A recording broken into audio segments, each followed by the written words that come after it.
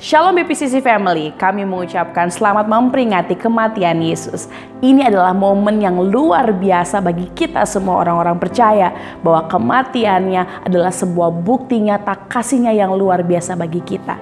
Mari kita semua mempersiapkan diri dan kita beribadah bersama. Tuhan Yesus memberkati.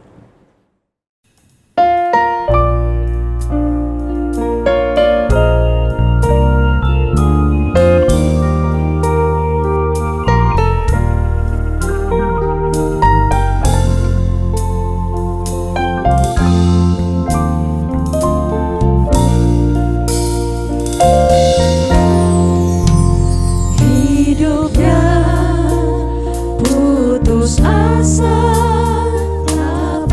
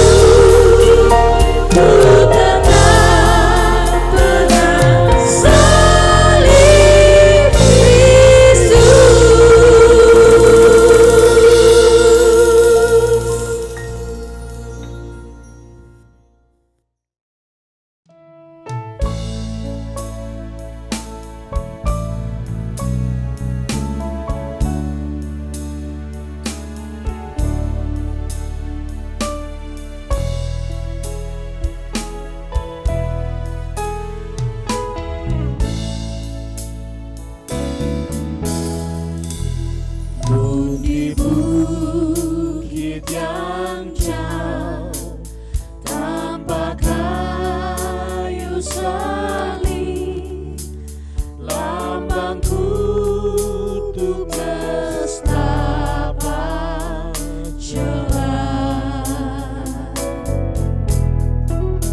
Salib itu tempat Tuhan Maha Kudus menebus umat manusia.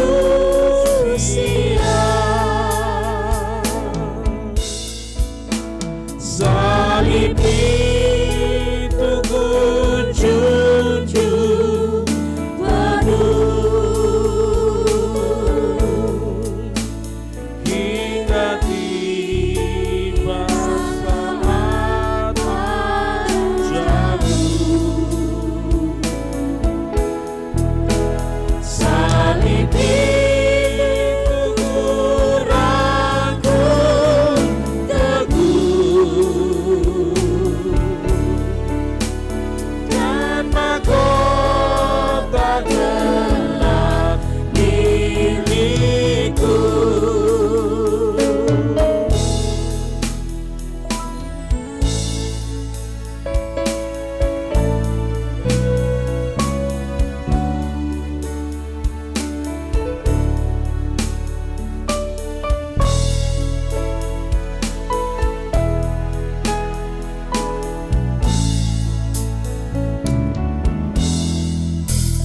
Ku setia tetap ikut jalan salib, meski diriku pun dicela. Suatu saat kelak ku dibawa pergi ke tempat kemuliaannya. Salib itu ku junjung penuh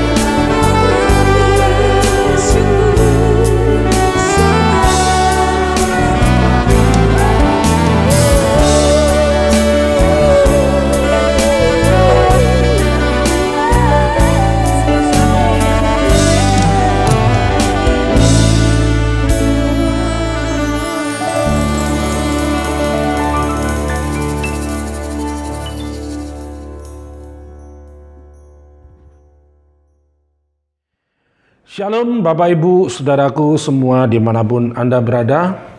Melalui ibadah Jumat Agung ini secara online, saya mengajak saudara semua untuk selalu menaikkan ucapan syukur kepada Tuhan atas apa yang sudah kita alami di dalam hidup ini. Ya, sekalipun kita berada dalam situasi zaman yang bergolak dan yang tidak menentu, tetaplah percaya bahwa Tuhan Yesus selalu ada mendampingi dan menyertai saudara semua. Haleluya, Immanuel. Bapak Ibu Saudaraku yang terkasih di dalam Tuhan Yesus, perlu diketahui bahwa di beberapa negara termasuk Indonesia, hukuman mati itu masih dijalankan. Meski banyak ditentang banyak orang, hukuman ini masih diberlakukan bagi pelaku kriminal kelas berat, seperti contoh kasus pembunuhan, terorisme, dan juga narkoba.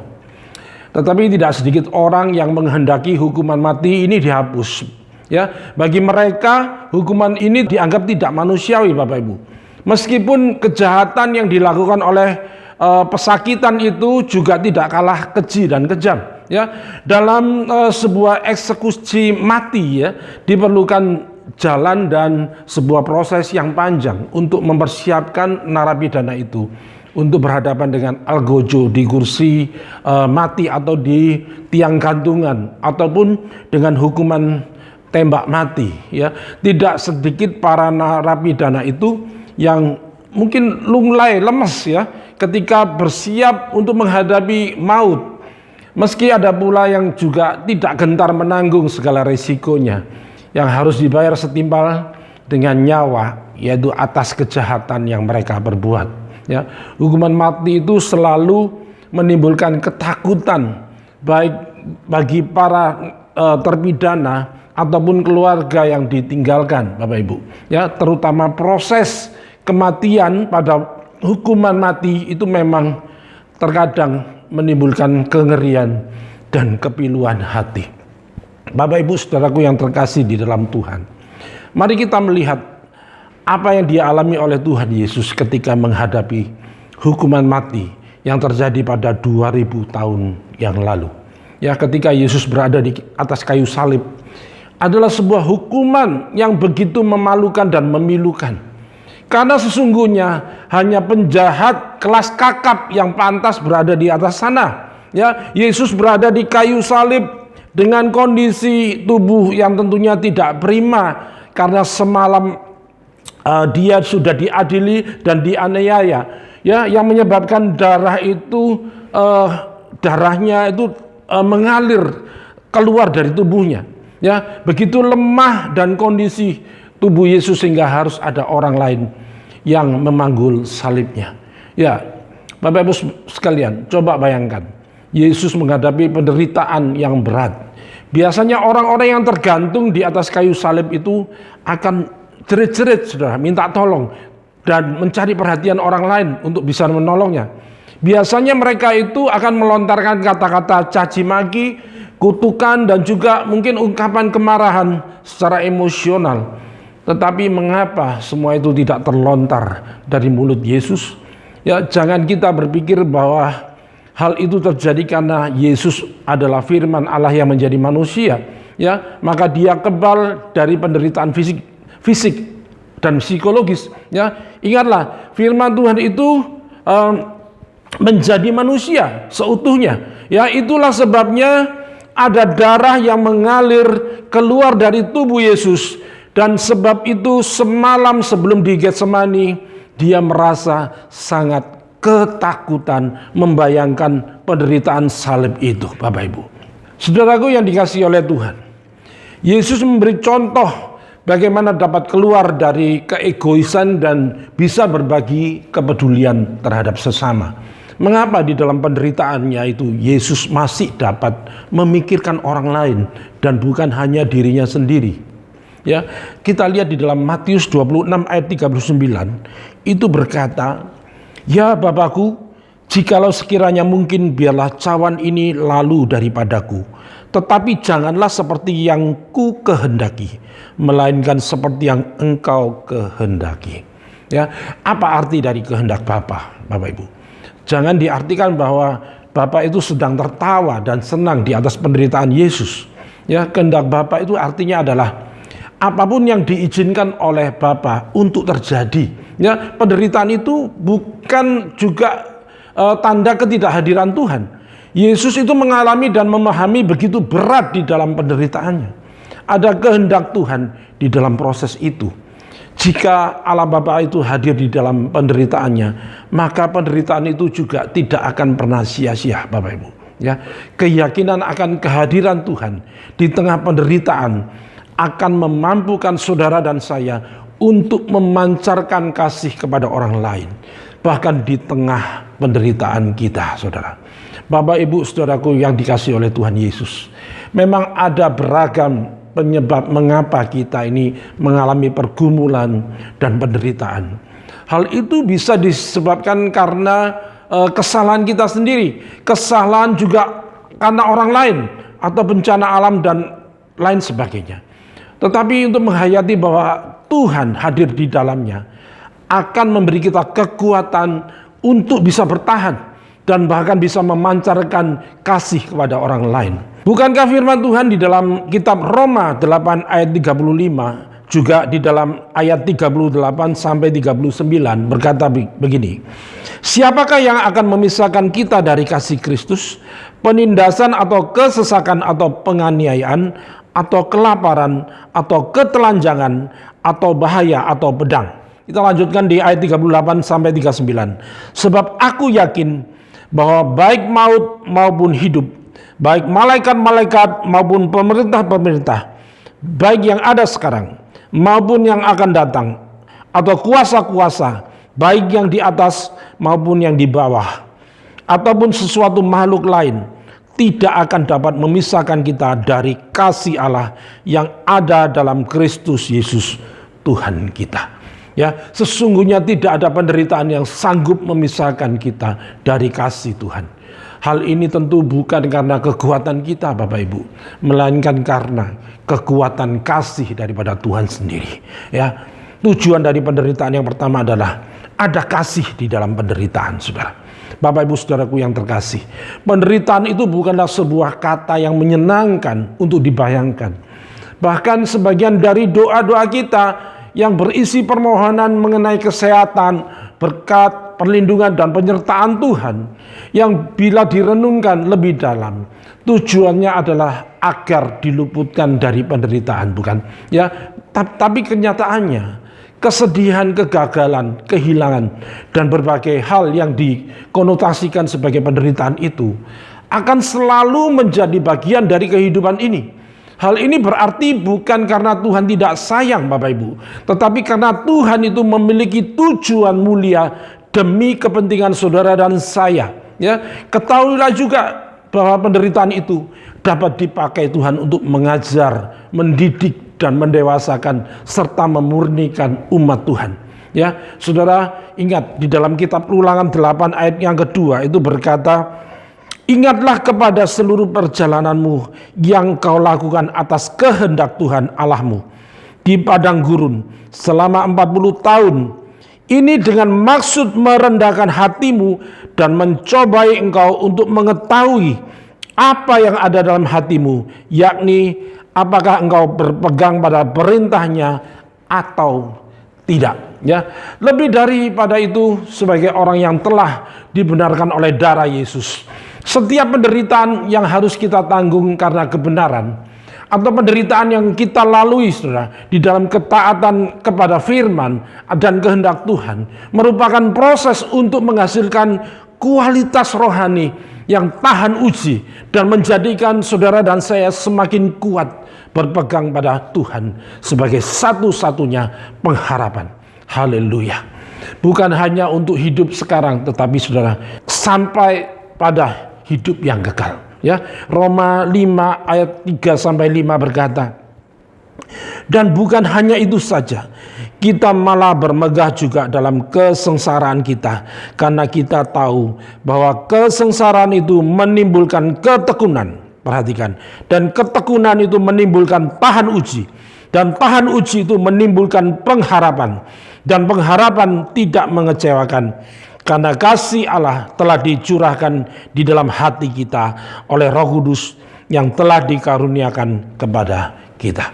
Ya, kalau kita diberi pilihan, tentunya kita semua tidak ada yang mau memilih hidup untuk menderita, sakit, kekurangan uang, ya, keluarga bermasalah dan lain-lain sebagainya yang dapat membuat kita sedih, kecewa, putus asa dan hidup dalam penderitaan, saudara. Ya, kalau boleh memilih, saudara, saya pun yakin kita semua pasti akan memiliki hidup senang, ya, hidup selalu sehat, hidup banyak uang, keluarga damai dan hidup selalu gembira, bahagia, ya, sejahtera, sentosa dan diberkati Tuhan, saudara. Ya, saya pun demikian. Tentunya saya memilih hidup dengan kondisi yang sehat dan ideal seperti itu.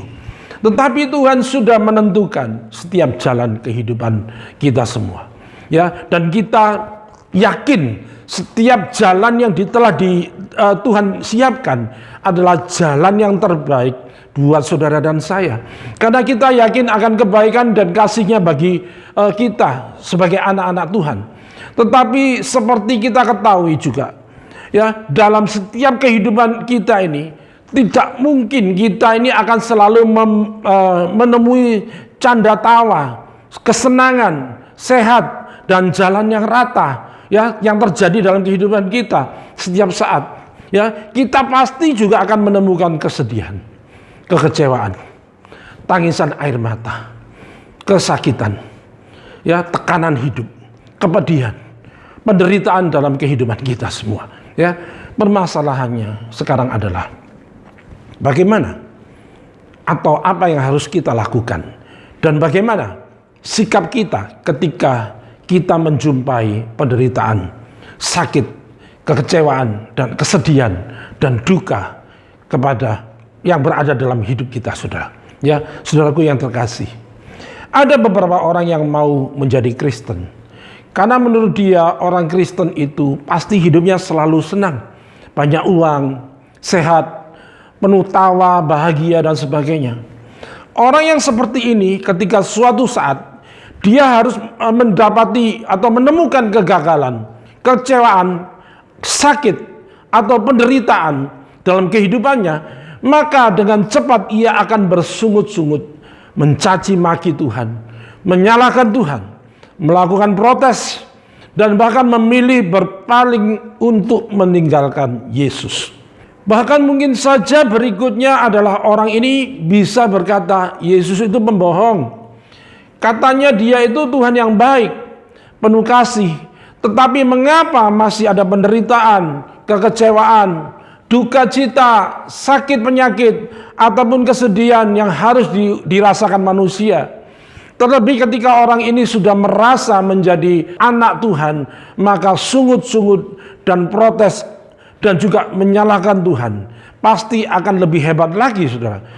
Ya, orang ini mungkin akan mengatakan, bagaimana mungkin Yesus itu yang katanya adalah Bapa yang baik dan penuh kasih memberikan kesedihan, penderitaan, kegagalan, sakit ataupun duka cita kepada anak-anaknya, saudara. Ya, Bapak Ibu saudaraku yang terkasih, berkeluh kesah ketika kita mengalami kesedihan, kekecewaan dan penderitaan, mungkin sebagai manusia kita masih dapat memahami dan menganggapnya wajar.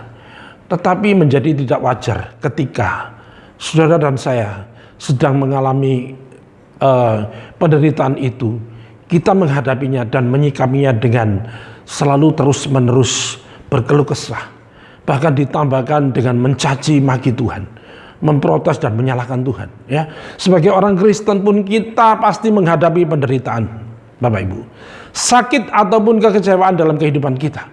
Demikian juga sebaliknya, sebagai orang Kristen kita pun juga pasti akan menjumpai kesenangan, kebahagiaan, sehat, ataupun kegembiraan dalam kehidupan kita.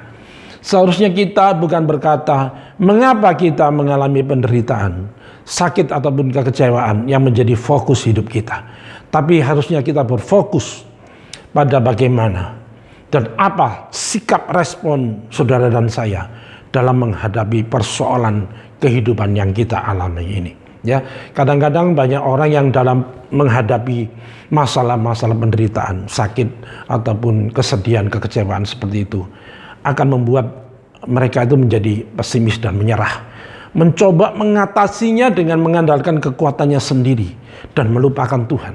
Ya, saya mengajak Bapak Ibu dan semua saudaraku untuk menjadi orang percaya yang kuat, yang mampu menghadapi masalah penderitaan, sakit ataupun kekecewaan itu dengan optimis, ya, dengan yakin akan pertolongan Tuhan dan tetap dapat melihat kasih Tuhan lewat penderitaan di atas kayu salib. Yang begitu besar kasih Yesus itu kepada kita semua. Walaupun di tengah kita sedang mengalami penderitaan, sakit, penyakit ataupun kesedihan dalam kehidupan kita semua.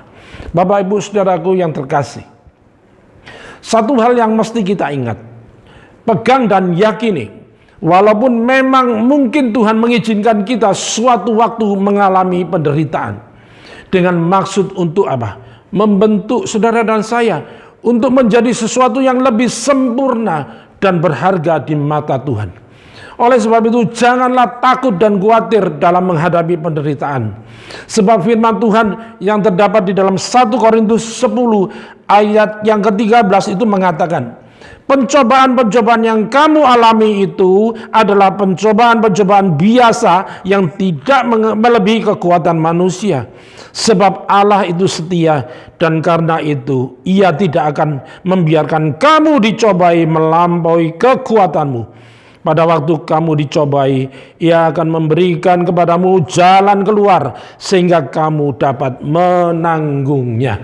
Ya, oleh sebab itu saudaraku semuanya, marilah mulai sekarang kita tidak perlu takut dan khawatir akan hidup ini. Kita mungkin akan menemukan jalan yang tidak rata, ya, hidup yang mengalami penderitaan dan kegagalan yang menyakitkan. Tetapi sebagai orang percaya yang menjadi anak Tuhan, kita harus memiliki keyakinan dan percaya bahwa Tuhan tidak akan memberikan pencobaan-pencobaan yang melebihi kemampuan saudara dan saya. Dan dalam saat-saat kita menghadapi kehidupan yang pedih dalam penderitaan, kita tidak akan dilepaskan oleh kasih Tuhan. Ia akan menolong kita semua untuk menghadapi penderitaan itu. Ia akan menyertai dan menggendong saudara dan saya ketika kita lemah dan merasakan tidak mampu lagi berjalan.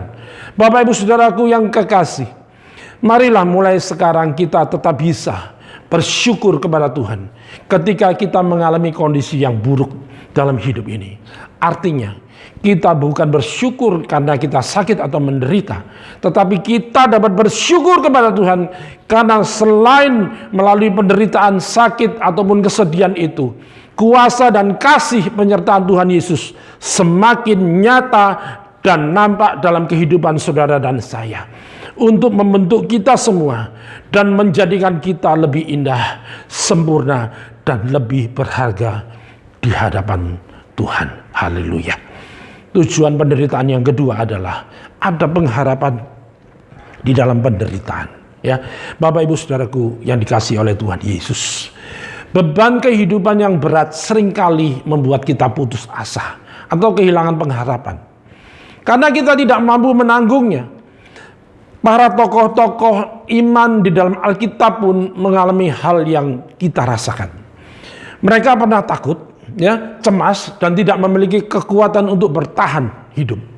Tetapi selalu ada pengharapan di tengah penderitaan bagi orang-orang yang takut akan Tuhan. Memang tidak ada orang yang suka menderita. Ya, kalau perlu kita akan berusaha agar kamus penderitaan itu pergi jauh-jauh dari kehidupan kita. Entah itu penderitaan fisik, penderitaan mental, dan lain sebagainya. Celakanya, sejak kejatuhan manusia ke dalam dosa, manusia itu tidak bisa lepas dari penderitaan. Penderitaan menjadi semakin akrab dalam kehidupan manusia. Suka atau tidak suka, diundang pun atau tidak diundang. Oleh karena itu kita tidak bisa menghindar dari penderitaan. Maka yang menjadi kunci dalam kita menghadapi penderitaan adalah bagaimana kita bersikap ataupun berespon terhadap penderitaan tersebut. Di dalam dunia yang penuh dengan dosa ini, penderitaan itu bisa bersumber dari berbagai hal, ya. Bisa karena kebodohan kita sendiri, bisa karena kebodohan atau maksud jahat dari orang lain, bisa karena bencana alam, bisa karena Tuhan mengizinkan iblis mencobai umatnya, atau bisa juga sebagai orang Kristen kita ini menderita karena iman kita kepada Kristus, ya. Apapun penyebabnya, kita tahu bahwa Tuhan berdaulat penuh atas semua penderitaan itu, ya.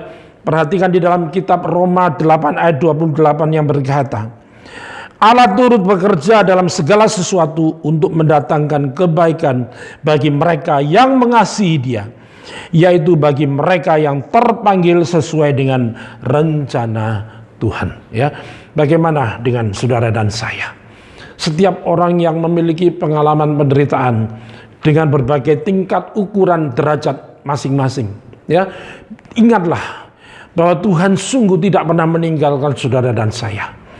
Penebusan Kristus di atas kayu salib itu memastikan saudara dan saya untuk memiliki pengharapan yang pasti di dalam Dia.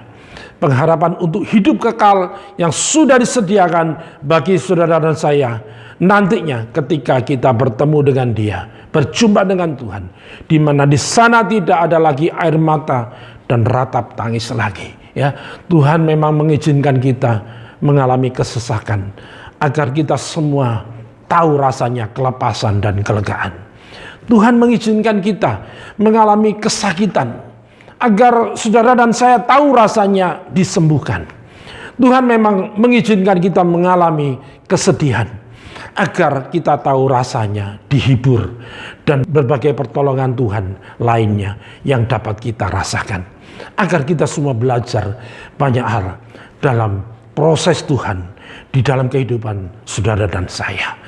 Pemazmur Daud juga mengajar kita untuk mempercayai bahwa ada pengharapan di tengah penderitaan. Kita baca di dalam Mazmur 126 ayat 1 sampai yang ke-6. Nyanyian ziarah ketika Tuhan memulihkan keadaan Sion. Keadaan kita seperti orang-orang yang bermimpi. Ya, mimpi adalah salah satu kekuatan yang membuat kita bisa bertahan. Mimpi yang dari Tuhan akan dapat menarik kita keluar dari penderitaan. Kita boleh minta kepada Tuhan untuk memberikan impian di dalam hidup kita. Karena Tuhan selalu menanamkan impian yang lahir dari kerinduan hati untuk kita memuliakan Tuhan melalui proses kehidupan yang kita jalani bersama dalam dunia ini, saudara. Kita lanjutkan ayat kedua dan 4. Pada waktu itu mulut kita penuh dengan tertawa dan lidah kita dengan sorak-sorai. Pada waktu itu berkatalah orang di antara bangsa-bangsa, Tuhan telah melakukan perkara besar kepada orang-orang ini. Tuhan telah melakukan perkara besar kepada kita, maka kita bersukacita. Pulihkanlah keadaan kami ya Tuhan, seperti memulihkan batang air kering di tanah Negeb. Jika mimpi kita belum menjadi kenyataan, sementara kita sudah tidak sanggup lagi bertahan hidup, maka mintalah kekuatan dari Tuhan untuk menghadapi hidup ini, ya, hari demi hari. Karena firman Tuhan berkata, kesusahan sehari cukuplah untuk sehari. Perhatikan ayat 5 dan 6. Orang-orang yang menabur dengan mencucurkan air mata akan menuai dengan sorak-sorai. Orang yang berjalan maju dengan menangis sambil menabur benih pasti pulang dengan sorak-sorai sambil membawa berkas-berkasnya. Saya mengajak semua saudara untuk menghadapi kenyataan apa yang Tuhan izinkan terjadi dalam kehidupan ini. Ayo kita jalani bersama dengan Tuhan Yesus yang selalu ada bersama dengan saudara dan saya. Sebab kekuatan kita hanya ada di dalam Tuhan Yesus. Karena Ia yang akan mengajarkan, yang telah mengajarkan dan menanamkan benih iman kepada hidup kita. Setiap firman Tuhan yang telah kita dengar tidak akan kembali dengan sia-sia, melainkan akan bertumbuh jika kita semua menghidupi firman itu. Oleh sebab itu percayalah bahwa setiap usaha yang kita lakukan ada campur tangan kuasa Tuhan yang terlibat di dalamnya. Haleluya. Tujuan penderitaan yang ketiga adalah ada kemuliaan di dalam penderitaan itu. Ya, Bapak Ibu Saudaraku yang kekasih, yang dikasih oleh Tuhan Yesus. Seseorang tidak akan menjadi orang percaya yang memiliki ketahanan, konsistensi, keteguhan, dan kesabaran tanpa mengalami penderitaan. Dengan demikian penderitaan harus diterima sebagai kasih karunia, ya, sebab tidak semua orang diperkenankan mengalami hal ini. Hanya mereka yang dipilih untuk menjadi orang-orang yang dimuliakan, ya, bersama dengan Tuhan Yesus, yang diberi kesempatan untuk menderita bersama dengan Tuhan Yesus. Ya, penderitaan bersama dengan Tuhan Yesus itu adalah penderitaan yang dialami seseorang bisa terjadi karena pekerjaan Tuhan. Ya, seperti yang dialami oleh Paulus dan jemaat Kristen pada zaman waktu itu. Demi pemberitaan Injil mereka harus menderita. Itulah sebabnya Paulus mengatakan bahwa penderitaan menjadi kemegahan, artinya sukacita atau dihargai serta menjadi kebanggaan, saudara. Ya, penderitaan bersama dengan Tuhan Yesus itu adalah suatu hal yang mutlak atau pasti, sebab tidak ada kemuliaan tanpa penderitaan. Tertulis di dalam kitab Roma 8 ayat 17 dan 18 berkata begini, dan jika kita adalah anak, maka kita juga adalah ahli waris. Maksudnya, orang-orang yang berhak menerima janji-janji Allah yang akan menerimanya bersama dengan Kristus, yaitu jika kita menderita bersama-sama dengan Dia, supaya kita juga dipermuliakan bersama-sama dengan Dia. Artinya, orang yang menolak menderita berarti juga menolak kasih karunia daripada Tuhan. Ya, penderitaan karena atau bersama dengan Kristus itu adalah sesuatu yang berharga, bukan sesuatu yang dapat membuat orang percaya merasa malu atau terhina, Bapak Ibu. Malah sebaliknya, di dalam penderitaan demi pekerjaannya, orang percaya dapat merasa bangga mengalami penderitaan tersebut. Dalam suratnya kepada jemaat Filipi, Rasul Paulus berkata, yaitu di dalam Filipi 1 ayat 29, sebab kepada kamu dikaruniakan bukan saja untuk percaya kepada Kristus, melainkan juga untuk menderita untuk Dia. Dalam hal ini Paulus menunjukkan bahwa penderitaan juga adalah kasih karunia, ya. Jadi percaya dan menderita bagi Tuhan adalah dua hal yang tidak dapat atau tidak boleh dipisahkan, ya. Tidak ada orang Kristen yang memiliki percaya, ya, yang benar tanpa mengalami penderitaan. Justru percaya yang benar ditandai dengan penderitaan yang pasti juga menyertainya, ya. Di dalam percaya tersebut seseorang harus mengikuti jejak Tuhan Yesus. Dengan mengikuti jejak Tuhan Yesus ini, maka tidak bisa tidak seseorang akan ditolak oleh dunia ini. Orang percaya yang konsekuen dan konsisten mengenakan pribadi dan karakter Yesus di dalam hidupnya pasti akan mendapat tantangan dari orang-orang yang tidak memahami kehidupan mengiring Yesus. Selanjutnya Paulus berkata bahwa ketekunan itu menimbulkan tahan uji. Ya, kata tahan uji di dalam teks aslinya adalah dalam bahasa Yunani disebutkan adalah dokime, yang artinya terbukti atau contoh dari sebuah kelayaan setelah mengalami atau menerima ujian. Dalam hal ini jelas Paulus menunjukkan bahwa harus ada pembuktian melalui ujian, yaitu mengalami sengsara. Dari hal tersebut dapat dibuktikan apakah seseorang itu layak untuk dimuliakan bersama dengan Tuhan Yesus atau tidak. Ya, percaya kepada Tuhan Yesus dan mengikuti Dia sesungguhnya bukan hanya pernyataan bibir atau hanya ditunjukkan dengan menjadi orang Kristen yang datang ke gereja. Bahkan tidak cukup dengan menjadi aktivis gereja ataupun menjadi pendeta, tetapi terbukti melalui pergumulan dalam mempertahankan imannya dengan hidup suci dan menderita bagi Tuhan. tidak lagi mengharapkan kebahagiaan dan kegembiraan dari dunia ini, tetapi kerinduan dan pengharapannya adalah kemuliaan bersama dengan Tuhan Yesus selama-lamanya. Ya, terkait dengan hal ketekunan dalam penderitaan, Tuhan Yesus menyatakan, yaitu di dalam kitab Lukas 22 ayat 28 sampai 30 yang berkata demikian. Kamulah yang tetap tinggal bersama-sama dengan aku dalam segala pencobaan yang aku alami. Dan aku menentukan hak-hak kerajaan bagi kamu seperti Bapakku menentukannya bagiku.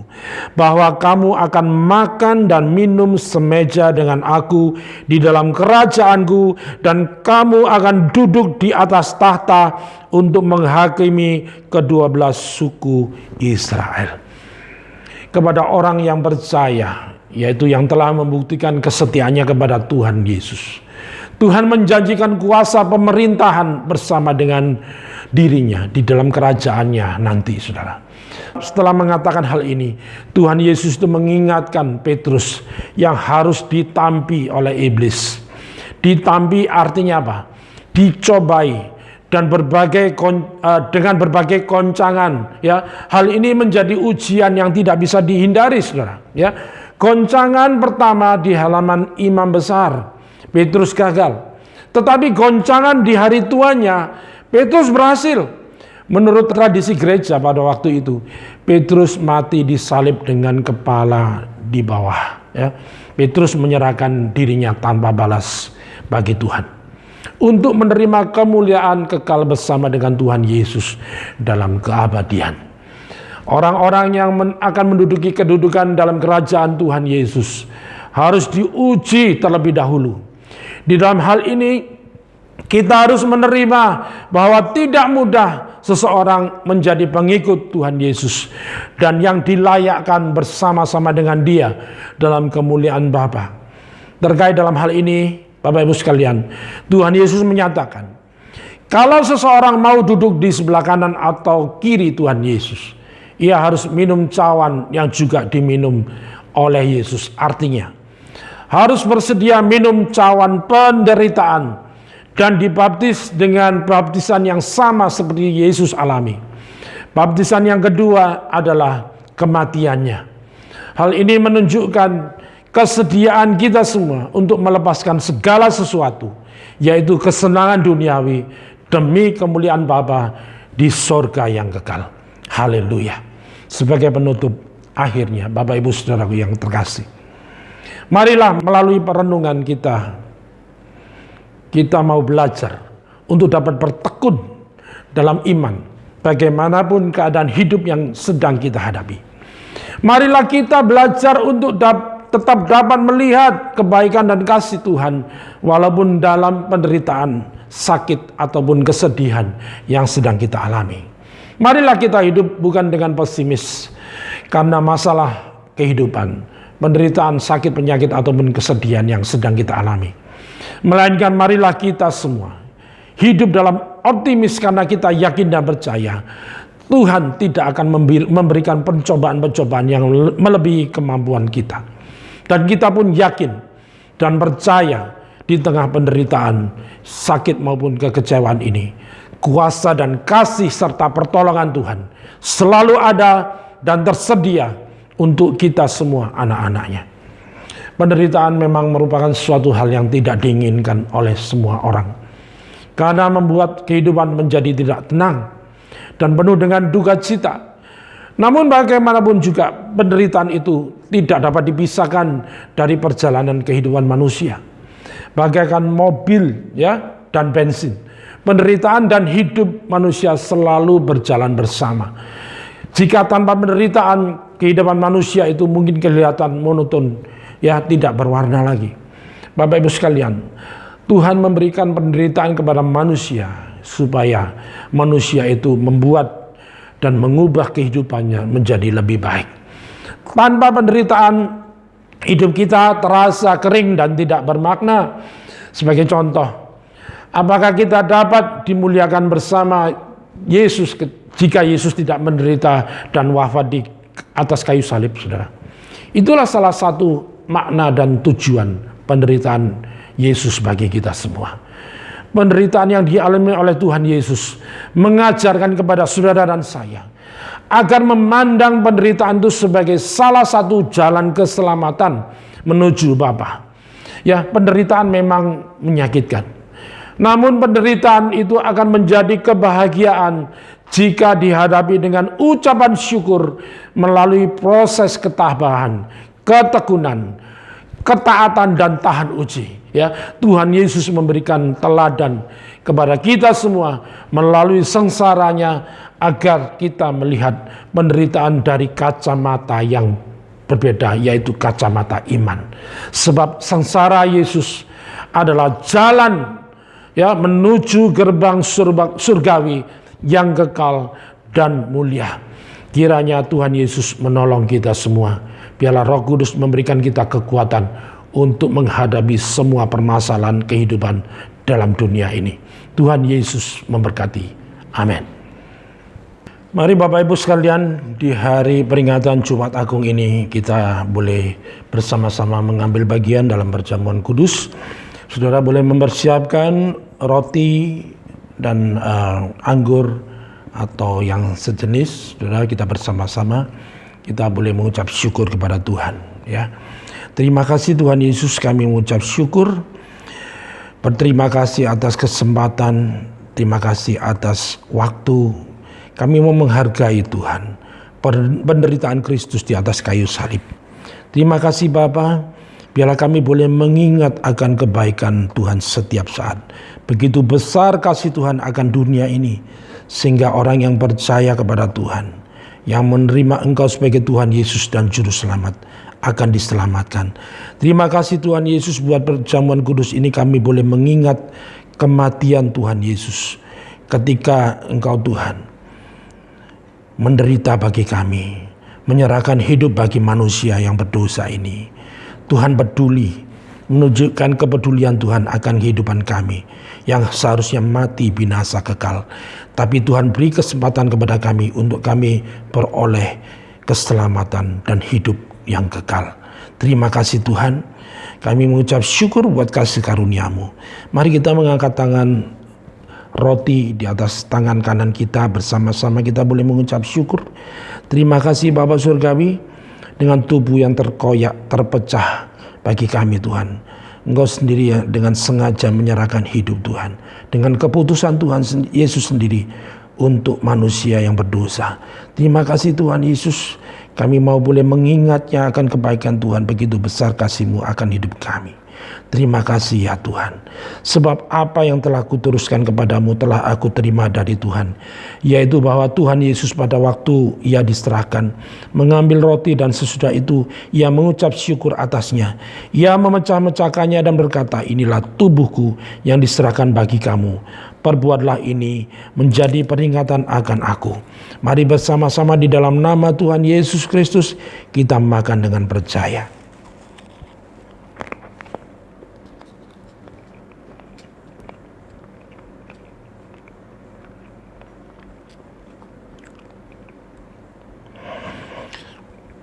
Mari kita angkat cawan ini di hadapan Tuhan.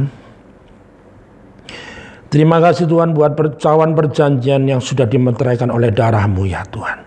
Darah yang tercurah, tertumpah, yang mengampuni segala dosa pelanggaran kami. Kami boleh dikuduskan, ditahirkan, disucikan. Dan kami Tuhan boleh mendapat kesempatan untuk menerima keselamatan yang kekal daripada Tuhan. Terima kasih Bapa buat pengampunan dosa yang Tuhan beri kepada kami, umat manusia. Demikian juga Ia mengambil cawan sesudah makan lalu berkata, cawan ini adalah perjanjian baru yang dimeteraikan oleh darahku. Perbuatlah ini setiap kali kamu meminumnya menjadi peringatan akan aku. Sebab setiap kali kamu makan roti dan minum cawan ini, kamu memberitakan kematian Tuhan sampai Ia datang kembali. Mari dengan percaya di dalam nama Tuhan Yesus kita minum bersama-sama. Terima kasih Bapa buat anugerah-Mu, buat waktu sampai hari ini. Kami masih boleh Tuhan menerima persekutuan, mengambil bagian dalam perjamuan kudus ini. Terima kasih Tuhan Yesus. Ini adalah waktu yang sangat berharga. Kami tidak mau menyia-nyiakan kesempatan yang ada ini. Kami mau tetap tinggal di dalam Engkau dan Tuhan tinggal di dalam hidup kami untuk selama-lamanya. Terima kasih Tuhan Yesus. Di dalam nama Tuhan Yesus kami mengucap syukur dan berdoa. Haleluya. Amin. Pengumuman untuk kita semua, di hari Minggu nanti ibadah kebangkitan Yesus akan dilayani oleh Pastor Effendi Tahir. Bapak Ibu Saudara-saudari dapat tetap bersama dengan kami dan mengikuti ibadah online BPCC di link Ada Jawaban TV. Selamat memperingati kematian Yesus. Tuhan Yesus memberkati kita semua dengan penuh anugerah dan sukacita.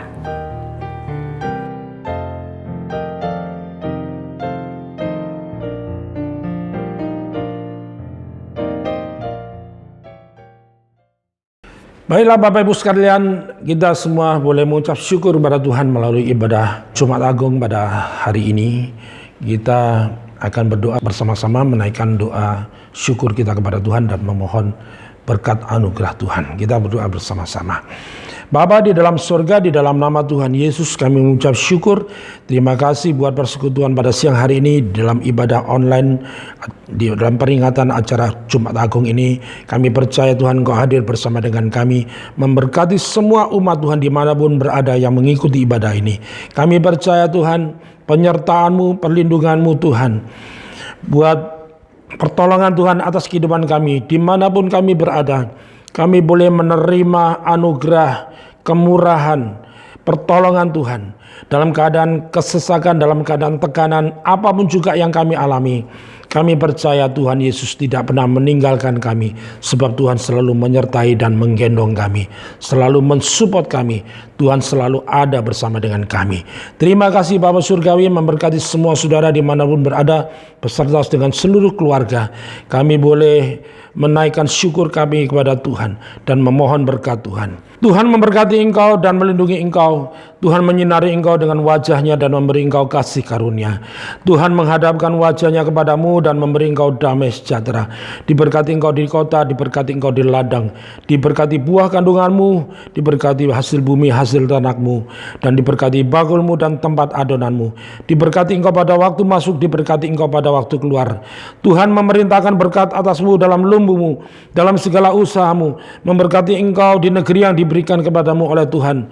Dan Tuhan menetapkan engkau menjadi umatnya yang kudus, seperti yang dijanjikannya dengan sumpah kepadamu, jika engkau berpegang pada perintah Tuhan dan hidup menurut jalan yang ditunjukkannya.